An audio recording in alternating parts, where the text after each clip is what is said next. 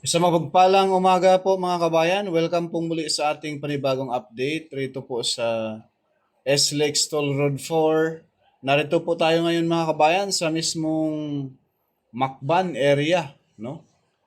Na kung saan, dyan sa likuran natin, dyan po yung matagal na natingga, halos isa't kalahating taon.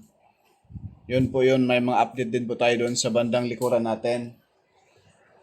So ngayon mga kabayan, approaching po tayo doon sa pinakadulo nating i-update doon sa mismong Barangay San Juan, Alaminos, Laguna.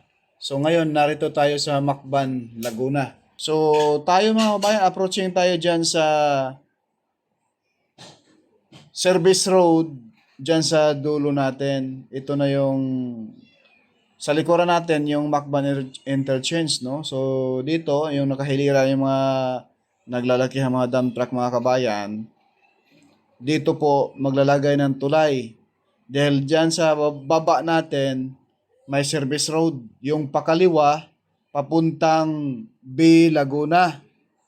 At itong kanan, papuntang Barangay San Felix, Santo Tomas City, Batangas. Ayan po, ito yung service road. Sa bandang kaliwa mga kabayan, papunta na po ng B. Laguna. Kung pupunta kayo ng Pansol, sobrang traffic doon sa mismong Los Baños, dito na kayo daan mga kabayan sa B. Laguna. Tagos na kayo rito sa mismong San Felix, Santo Tomas City, Batangas. Ayan po, sa kaliwa natin. So dito tayo, tatawid tayo dahil dyan sa taas na yan, magkakaroon ng tulay sa bandang kaliwa natin. So tayo po ay approaching sa mismong Barangay San Juan, Santo Tomas City, Batangas. Kasi may nagbasa atin mga bayan, baser, no?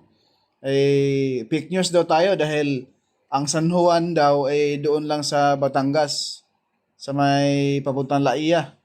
Dito sa San Felix, Santo Tomas, Batangas, mayroon namang ano rito, San Juan, Barangay San Juan. Sakop ng Santo Tomas City, Batangas. So dito sa portion ito mga bayan, hindi pa na laparan ng husto. Itong bandang kaliwa, pero magsisimula pa na magtambak dyan dahil matagal din po natingga yan. Siguro hindi nagkaunawaan sa price ng lupa.